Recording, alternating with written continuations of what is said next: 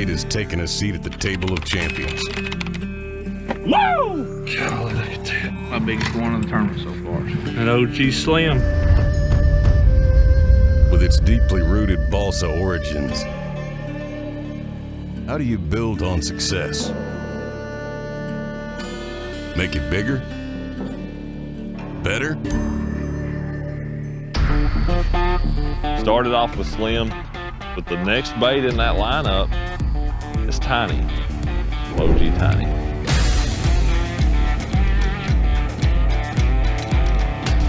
Tiny! Oh, dude, that's a big one. Compact power and a proven Balsa bait. OG Tiny. You don't think big ones will eat little bitty stuff? Look at that. Gone. That's how you can tell that you got the right bait.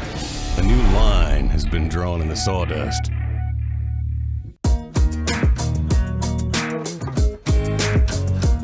I definitely had the good fortune of getting to work with Rapala on the OG series. This is a series of baits that have been something that I've wanted or needed, honestly, for a long time with Rapala. It really does blow me away because I look at the history, you know, coming from where it did, from Lori Rapala carving out that original minute. Nobody matches the quality that Rapala does day in and day out. I know that what I've got tied on the end of my line is unique to me in that particular situation. OG Tiny is I would call it a small profile. Circuit board bill, flat-sided 4-foot diving bait, very similar to Slim in a lot of ways. The line tie being in the nose of the bait, it makes the bait more natural, more subtle to keep the action tight. As it just has a nice little quiver to it. My desire with that bait is to get an action very similar to that of a shad wrap and just have it in a little bit different profile, a little bit different package. And that's what that flat-sided bait does so very well. You get a little bit of roll, you get a little bit of wiggle, you're able to get them to bite on that little finesse crankbait called OG Tiny.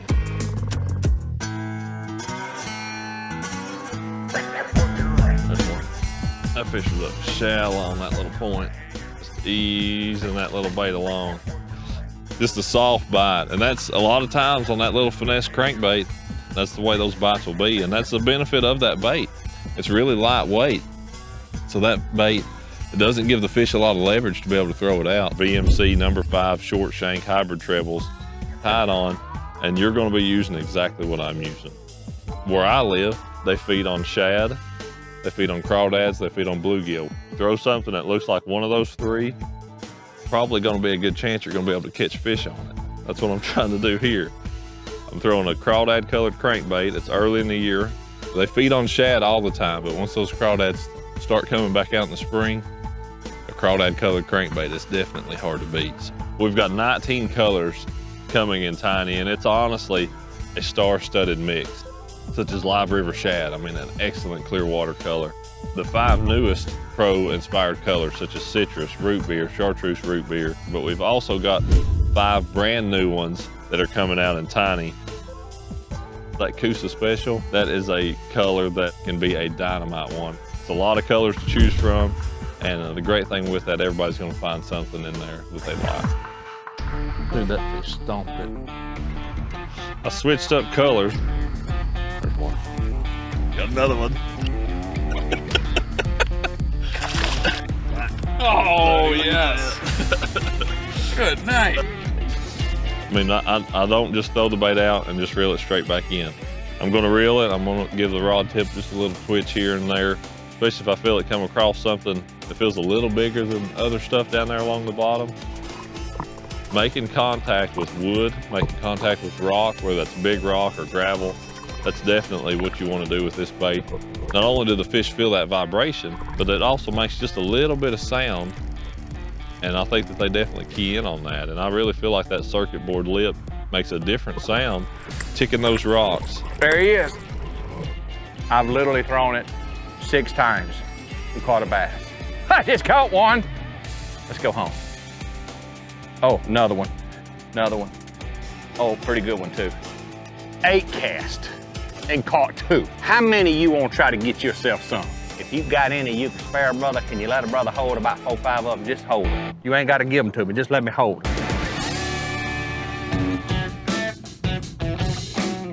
Something you can do with a bait that has as natural of an action as what this one does is you're able to catch those really aggressive fish as well as the ones that are really, really hard to catch.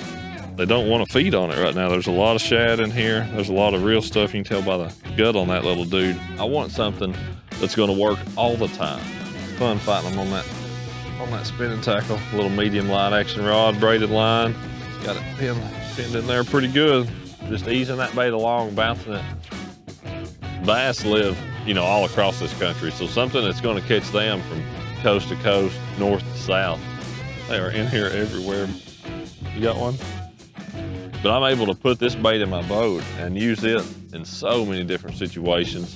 Dynamite matchup, the eyeball, the bait dot, everything about that. I'm very fortunate to be on the point of this spear, making the very best bass baits with Rapala for you all to go out and catch more fish with.